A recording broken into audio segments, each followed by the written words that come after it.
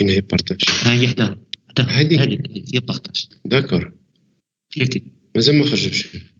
سي بون كليكي دقيقة كسعد دقيقة بارتاجي كونتوني صافي. وشوف دابا سي بارتاج ها هو بارتاج. ولا نشوف كيفاش دابا لا عندي في البيرو. فين هو البيرو؟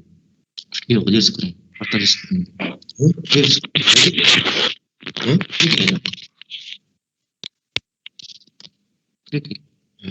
كليكي غير هذيك سير حل التشكيل.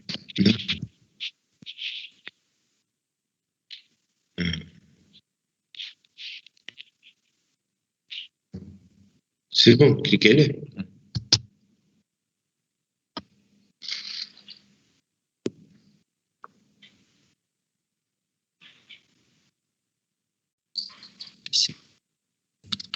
دقيقة غادي تمشي ثاني للتيمز.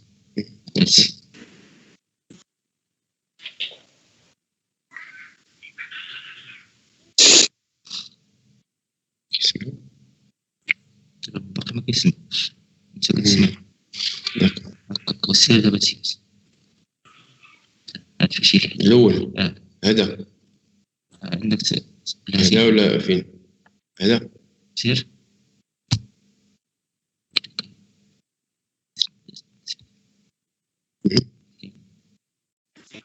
هذه.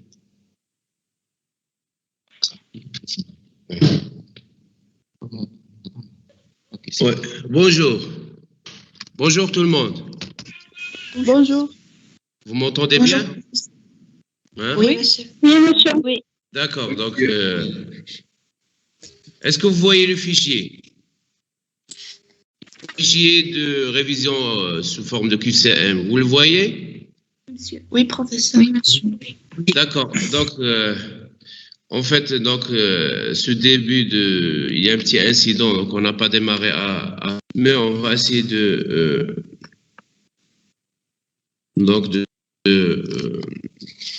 déjà de faire le rattrapage. C'est une première séance. Est-ce que vous avez, avant de démarrer cette révision, des questions à poser? Si vous avez des questions, vous me l'envoyez écrites ou à la fin de la séance. D'accord? D'accord, professeur. Alors, donc, moi, je vais faire donc cette première séance, une petite révision à la fois du cours et sous forme de QCM.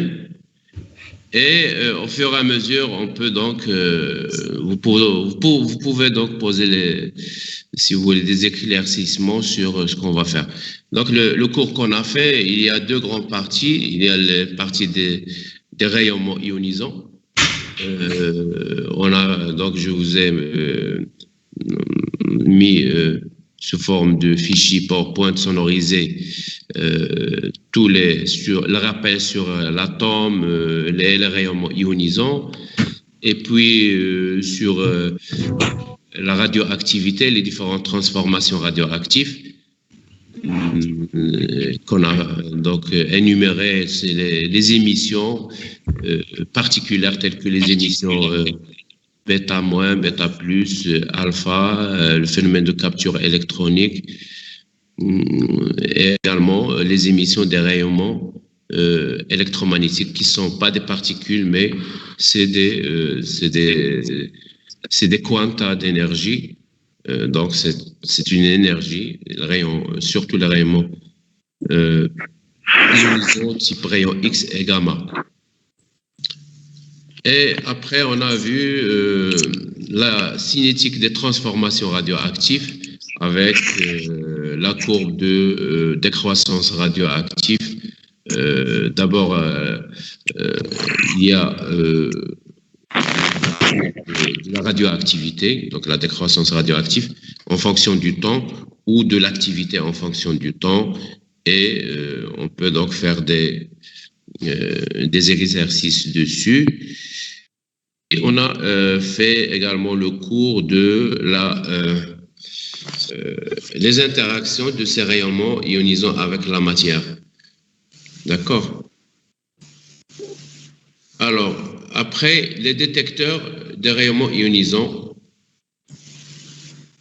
et les détecteurs des rayonnements ionisants. Et j'ai enchaîné, moi, la biophysique du milieu intérieur de l'organisme. Également, on va faire des petits exercices dessus et des QCM. Et mes collègues, le professeur Tran et Lej, ils ont complété par la radiobiologie, la radiopathologie, la médecine nucléaire. Et Madame Lej, il va vous faire des rappels sur les bases physiques de la radiologie. Donc, est-ce que vous voulez qu'on démarre cette petite révision sur QCM ou vous avez des questions sur les chapitres déjà?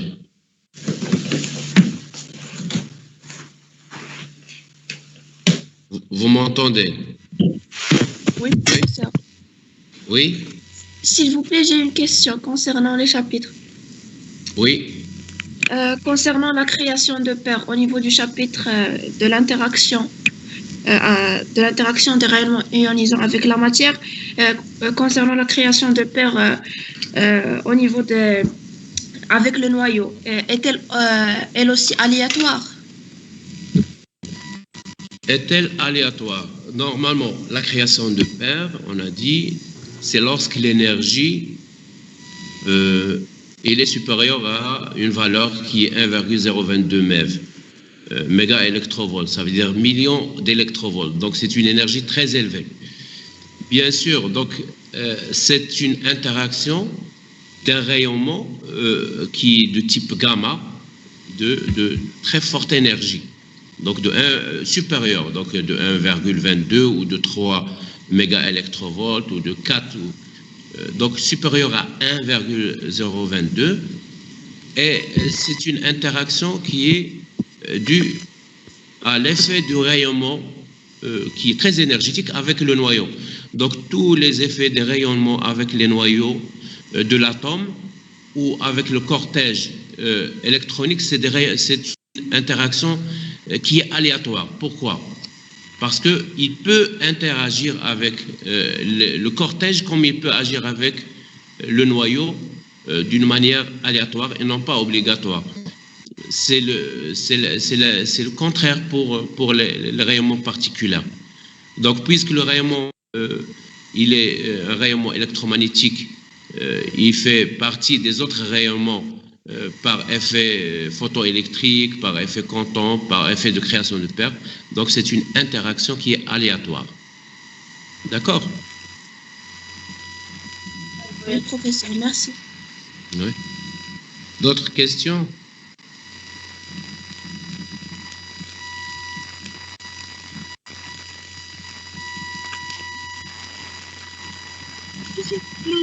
J'ai pas compris les effets secondaires des effets quantum.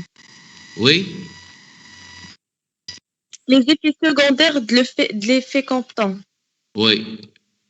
Les effets secondaires de l'effet quantum, donc les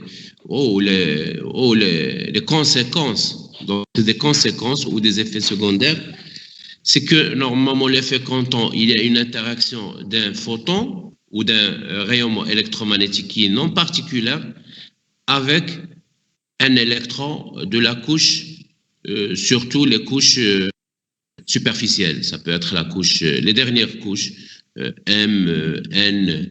Donc, c'est des couches qui ne sont pas profondes par opposition à l'effet photoélectrique. Et les effets secondaires, c'est que cette énergie, elle est déposée par le photon.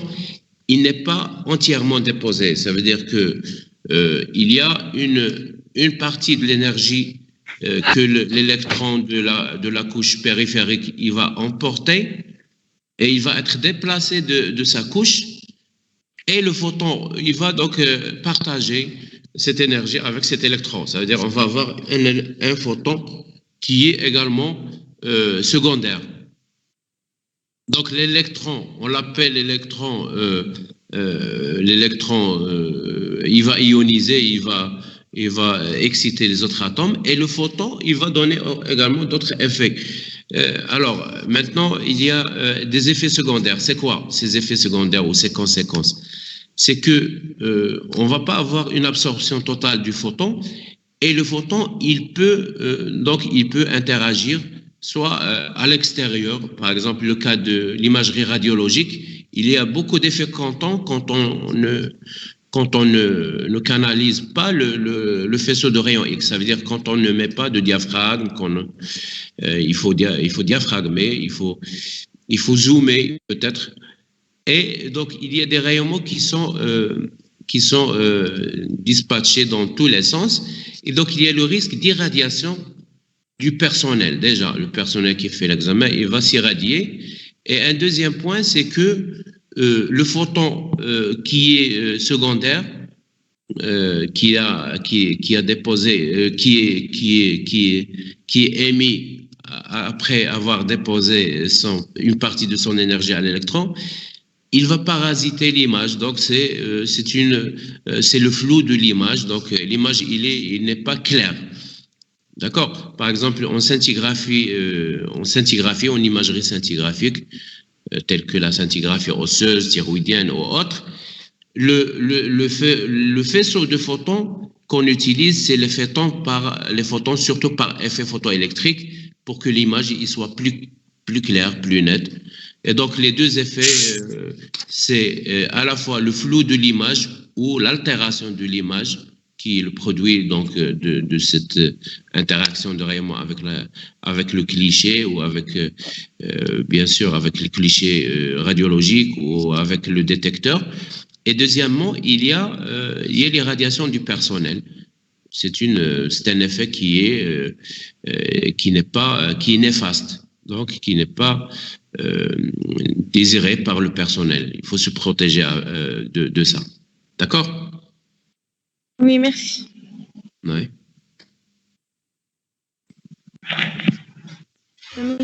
Monsieur, Oui, bonjour. bonjour. Je me demande, est-ce que la caméra à scintillation, c'est la gamma caméra? Oui, C'est la même chose. c'est la même chose.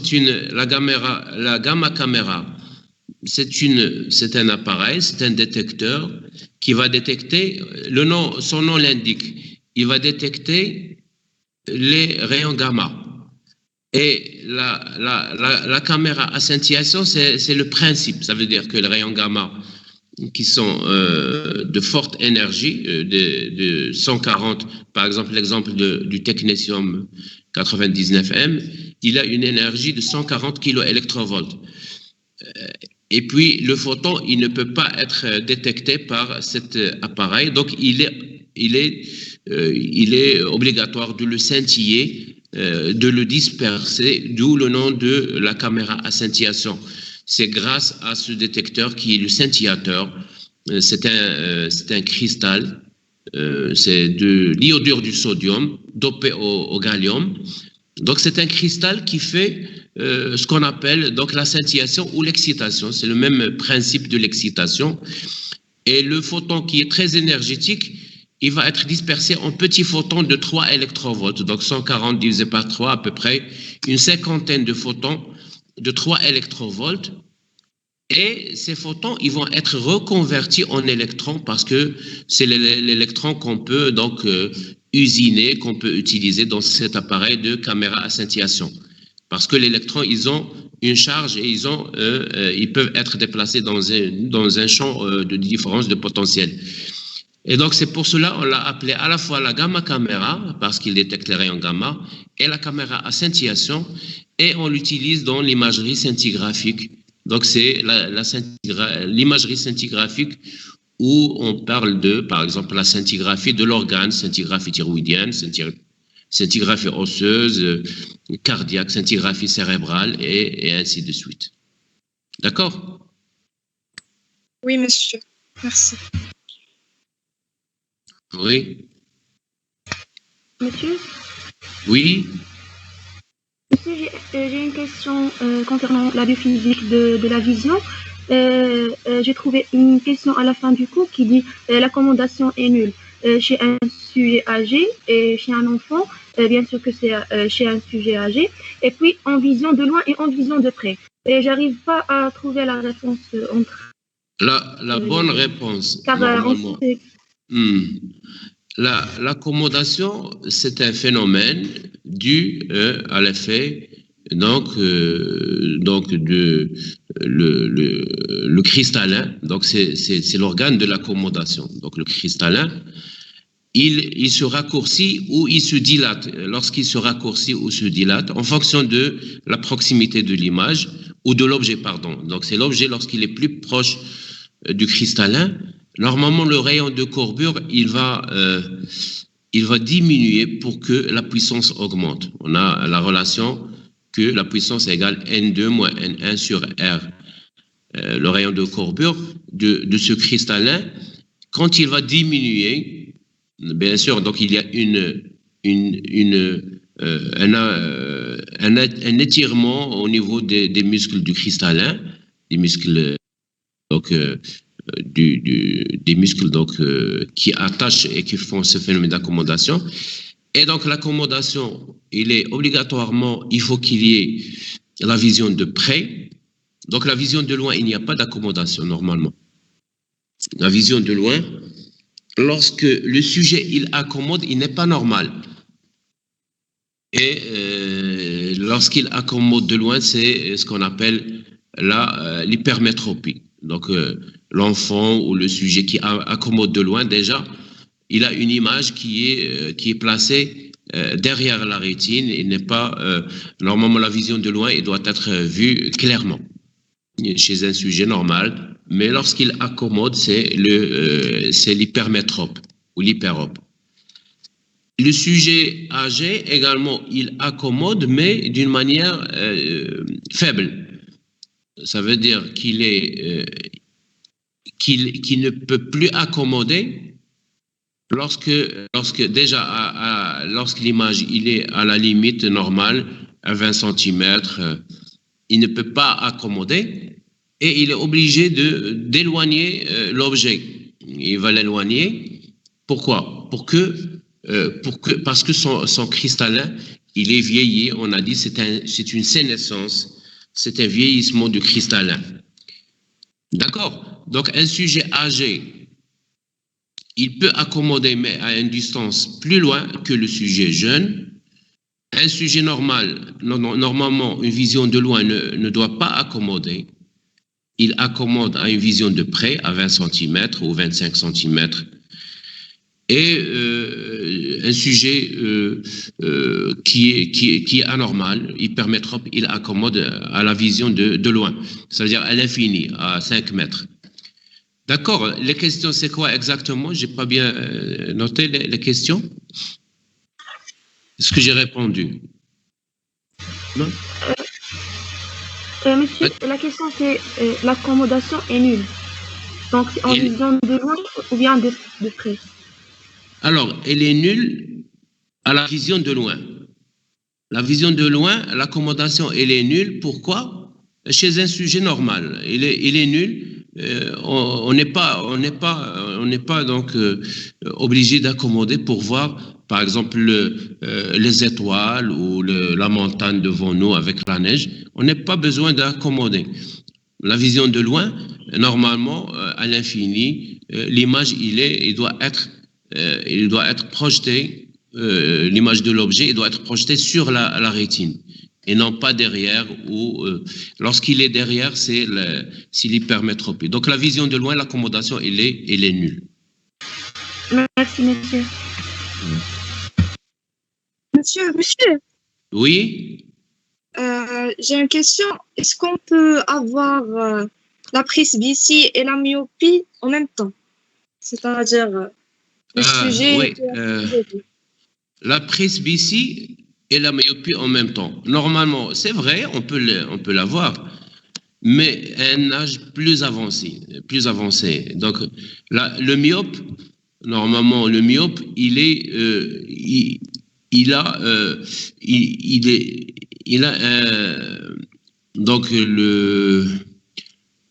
donc la distance entre la cornée et le punctum proximum, il est très proche. Ça veut dire il est plus proche de la cornée. Le PP, il est plus proche. Et donc, il peut être à la fois myope, mais à un âge avancé. Par exemple, donc je donne l'exemple. Un sujet normal, comme moi, par exemple, moi j'ai la cinquantaine, donc 52 maintenant, je suis presbyte. Je ne peux pas donc lire ce qui est sur l'écran sans mettre, bon, je peux lire, mais d'une manière floue, sans mettre mes lunettes. C'est les lunettes, c'est des verres sphériques qui sont convergents pour la vision de près. Mais un sujet myope, il va attendre jusqu'à 60 ans. Il devient presbyte. C'est-à-dire que déjà, son cristallin, il peut supporter la vision de près. Donc, il n'a pas besoin de mettre les lunettes. Il a une bonne vision de près. Il n'a pas besoin de mettre les lunettes pour la vision de près. Mais bien sûr, à un âge après les soixantaines ou après 65 ans, il va devenir presbyte. Donc, il peut être à la fois, il est myope pour la vision, il est myope pour la vision de loin. Ça veut dire que l'image, il est toujours en avant de la rétine. Et il devient presbyte parce que son cristallin, il a vieilli, donc il peut avoir les deux à la fois. Oui? Monsieur, Oui, monsieur. Merci. Oui. S'il vous plaît, une question en ce qui concerne l'œil réduit de l'Istan. J'ai pas compris comment il a réduit l'œil en une seule dioptre et on a normalement dans l'œil plusieurs dioptres et on a des espaces. Est-ce que cela, bien sûr, ne va pas influencer sur les calculs et les puissances et tout cela? Ouais. Pour l'œil réduit, c'est un schéma qu'on utilise pour les calculs. Effectivement, donc c'est les calculs. Et là, on a vu que les différents dioptres de l'œil, on peut faire la somme des dioptres. Ça veut dire dioptre cornéen antérieur et postérieur, cristallin antérieur et postérieur. Et tout ça, on peut faire la somme. La somme de tous ces dioptres, c'est à peu près 60, plus ou moins 5 dioptries. Là, maintenant, pour les calculs, il y a toujours des incertitudes. Donc, ce n'est pas des calculs exacts à 100%. Ça veut dire qu'on peut avoir 65 dioptries normales. On peut avoir 59 dioptries normales. Donc, plus ou moins, c'est 64 plus ou moins 4 dioptries ou 5 dioptries. Ça, c'est un schéma qu'on utilise pour faire des calculs, pour faire des études épidémiologiques. Par exemple, on va voir le nombre de myopes dans la faculté de médecine. On n'est pas obligé de mesurer le dioptre cornéen antérieur et postérieur, cristallin antérieur et postérieur. Donc, c'est ce qu'est les machines. Donc, on a vu à la fin du cours, par exemple, le kératoréfractomètre. Il mesure la puissance d'emblée par des calculs. Donc, c'est des calculs et des schémas pour les études. Pour les études de masse, de plusieurs personnes. D'accord? Oui, merci, monsieur. Monsieur, Oui? s'il vous plaît, concernant la différence entre un presbytie et un hypermétrope, est-ce que ça consiste dans le fait qu'il faut Comment? la division de si on fait une comparaison entre un Oui. hypermétrope et un presbytie? Oui. Alors, La différence. en quoi consiste la différence? Alors, la différence entre presbyte et hypermétrope ou hyperope. Pour le presbyte, ce n'est pas une pathologie. Ça veut dire un sujet normal, après 50 ans, il devient presbyte. C'est un vieillissement ou une sénescence du cristallin.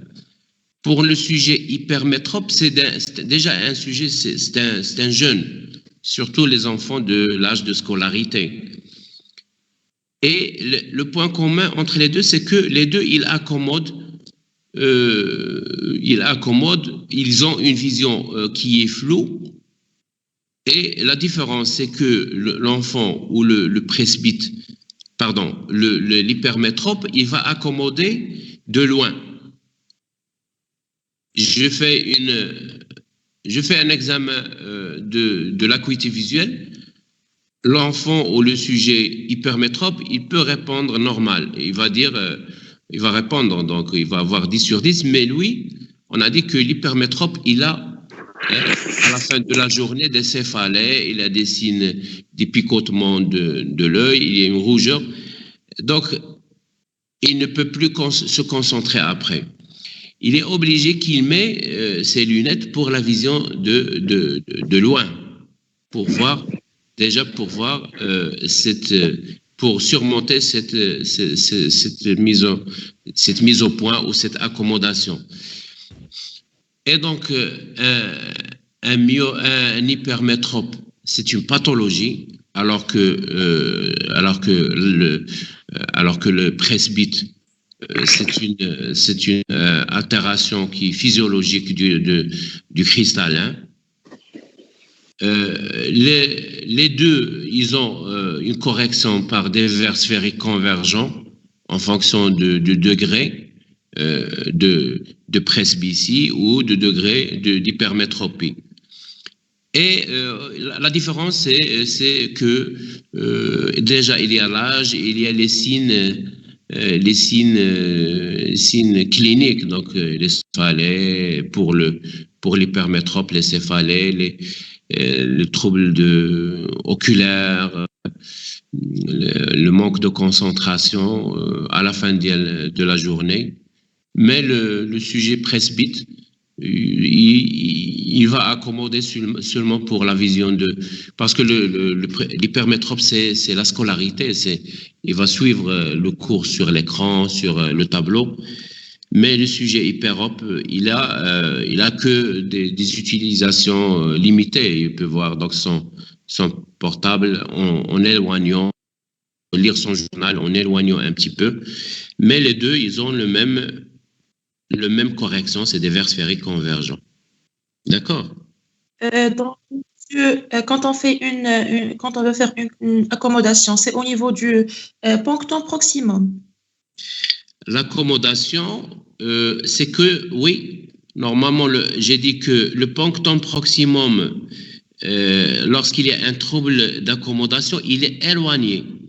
Il se rapproche du punctum remotum. Donc, quand on utilise la correction, on va rapprocher le punctum proximum à la cornée. On va le rapprocher à l'œil. Mais le punctum remotum, on ne le touche pas parce que l'accommodation, c'est la vision de proche ou de près. Merci. Oui. Monsieur, j'ai une question, s'il vous plaît. Monsieur. Oui.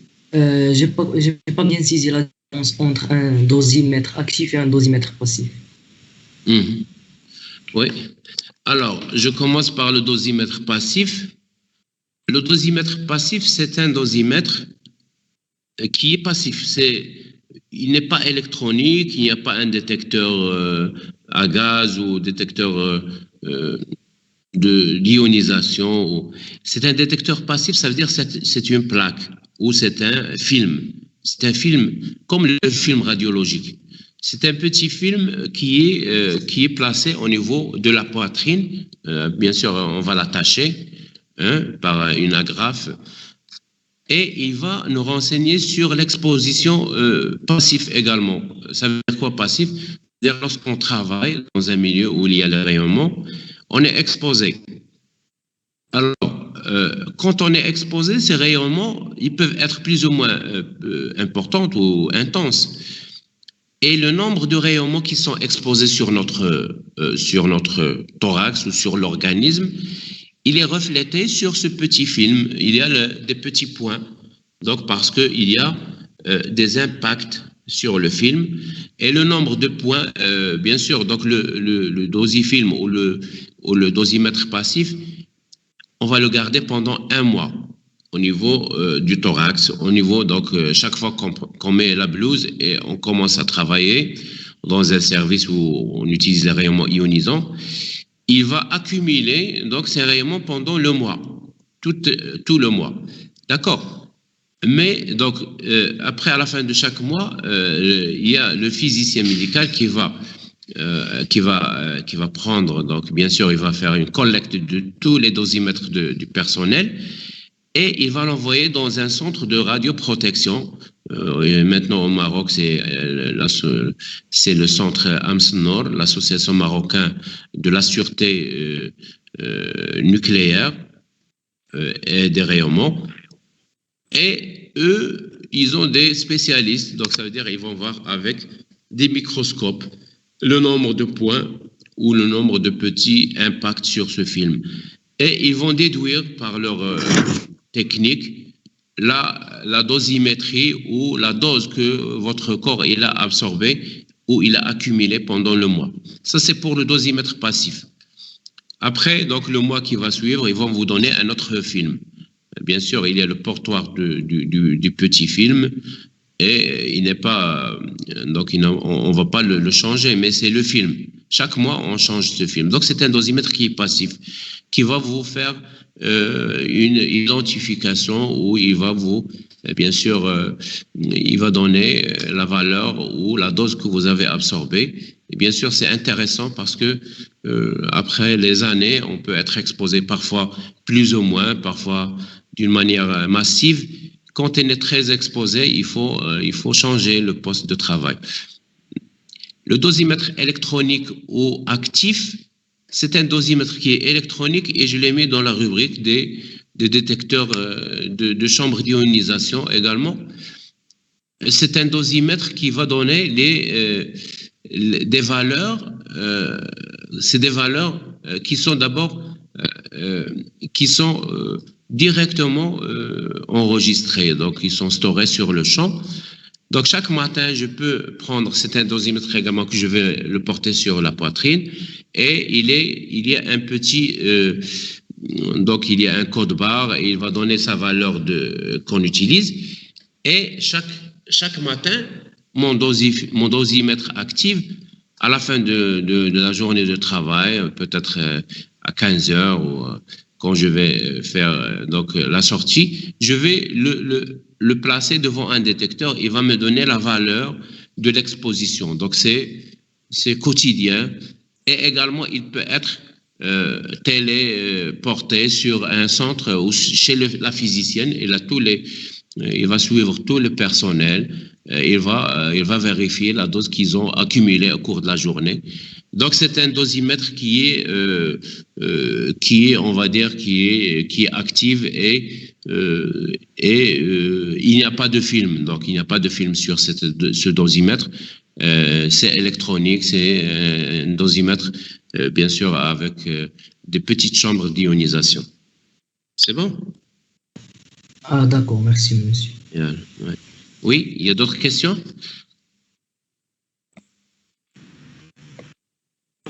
Monsieur? Oui. Monsieur, s'il vous plaît, quelle est la différence entre un scintillateur liquide et un scintillateur solide? Oui. Bon, moi, surtout, on a assisté sur les scintillateurs solides. Un scintillateur liquide, c'est le même principe, ça veut dire le scintillateur solide d'abord, j'ai dit le rayonnement qui est de haute énergie donc qui a une énergie très élevée de 140 kV pour le technétium, 99 M. Pour le fluor 18, lorsqu'il a l'émission de photons d'annihilation, c'est 511 kV. Donc ces scintillateurs ou même l'iode 131 qui a une énergie, par exemple, pour les photons gamma, il émet à la fois les bêta- et les gamma. Et les gamma, ils ont une énergie de 360 kV. Donc le scintillateur, il va scintiller,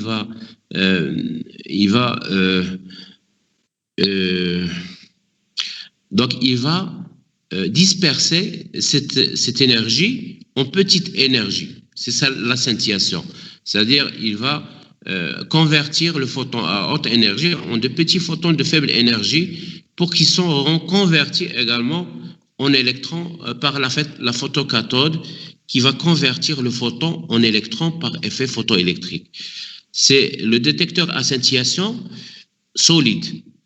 On l'utilise pour l'imagerie scintigraphique.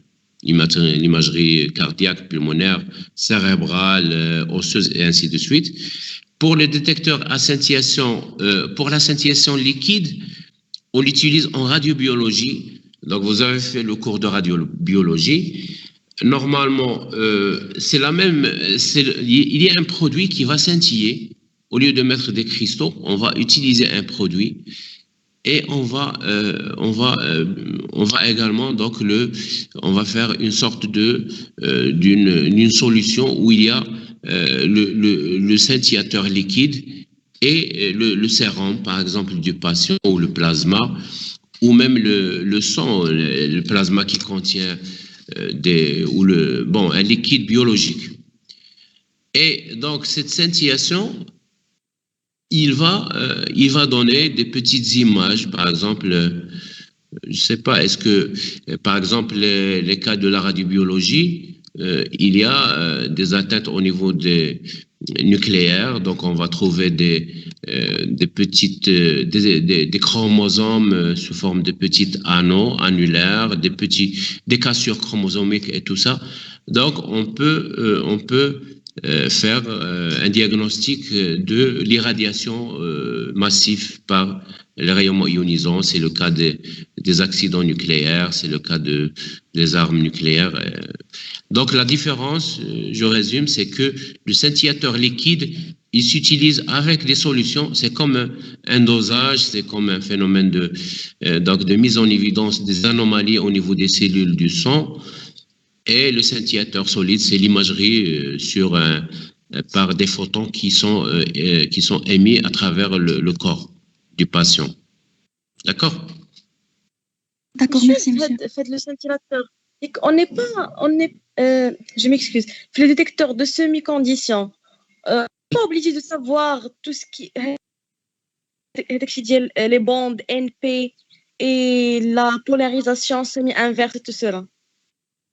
Donc, moi, ce que j'insiste, c'est, donc je vais vous dispenser de ça, de tout ce qui est électronique. C'est pas notre cadre du cours des détecteurs. Mais je souligne surtout sur le fait que le détecteur semi-conducteur, il est plus sensible que le détecteur à gaz.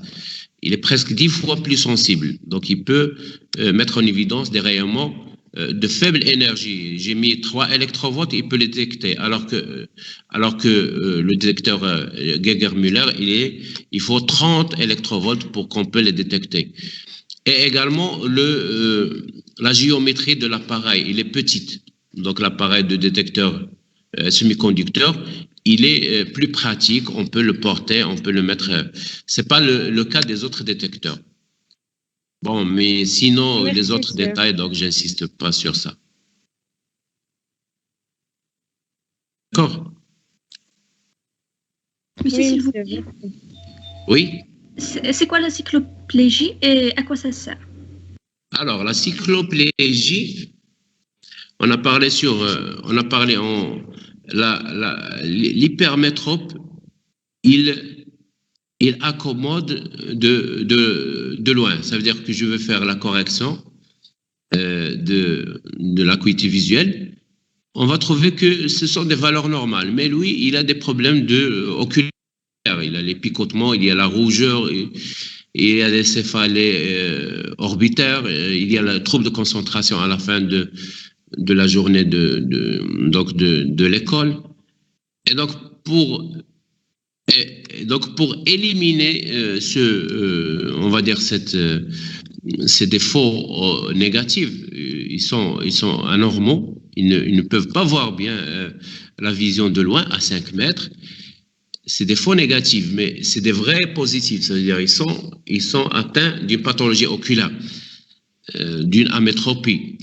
Et donc, pour les mettre en évidence, on utilise des collyres, des cycloplégiques. Ça veut dire des collyres qui vont paralyser provisoirement, ils vont bloquer le phénomène d'accommodation.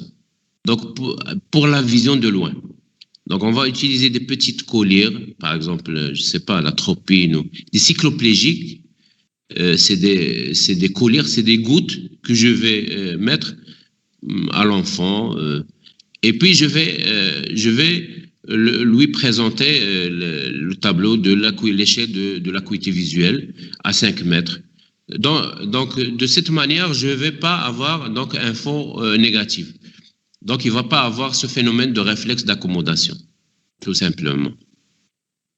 D'accord? C'est pour monsieur.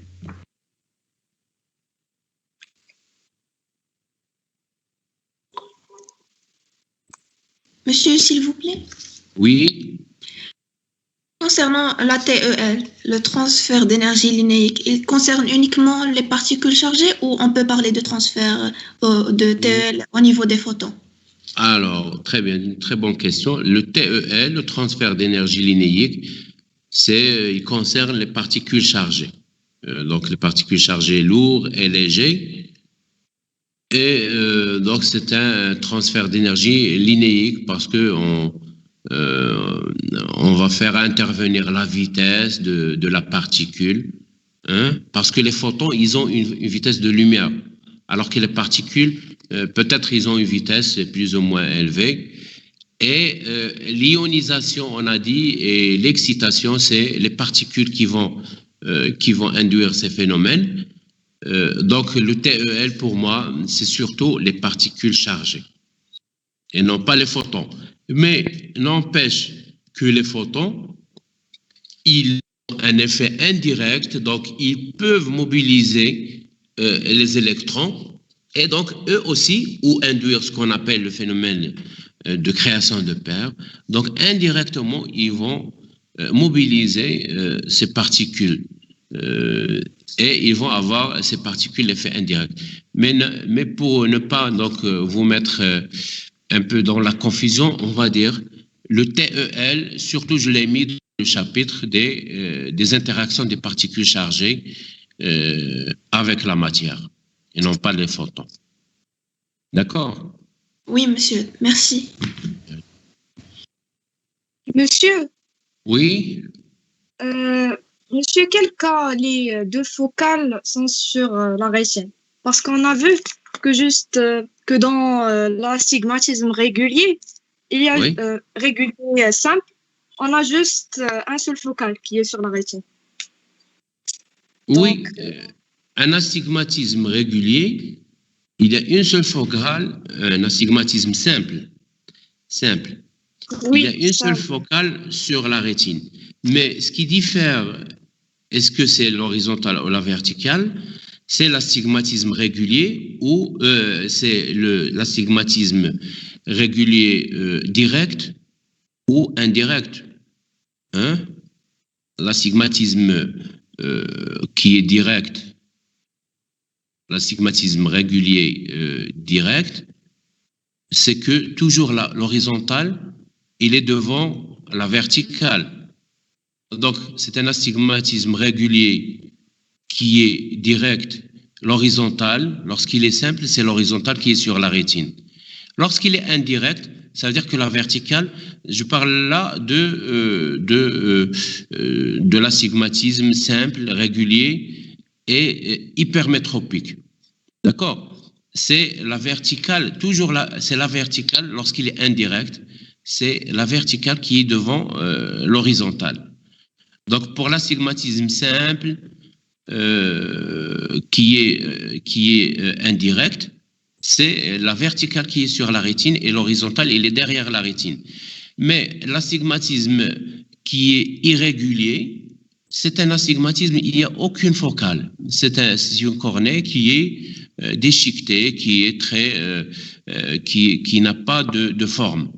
Donc, c'est pour l'astigmatisme régulier qu'on utilise la focale directe et la focale horizontale et verticale, et le type direct ou indirect est simple ou composé ou d'accord.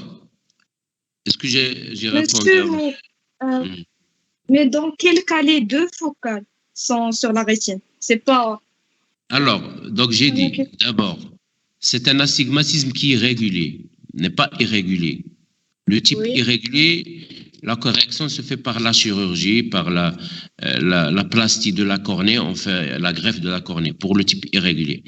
Pour le type régulier, simple, il est direct ou indirect. On va voir s'il est direct, une focale qui toujours la focale horizontale, il est devant la verticale. Donc pour l'astigmatisme simple également et irrégulier, donc le simple direct, la focale horizontale, il est devant la verticale. Le simple indirect, la verticale qui est devant l'horizontale. Et selon le type, donc, est-ce que c'est myopique ou hyperopique, on va voir, est-ce qu'il est toujours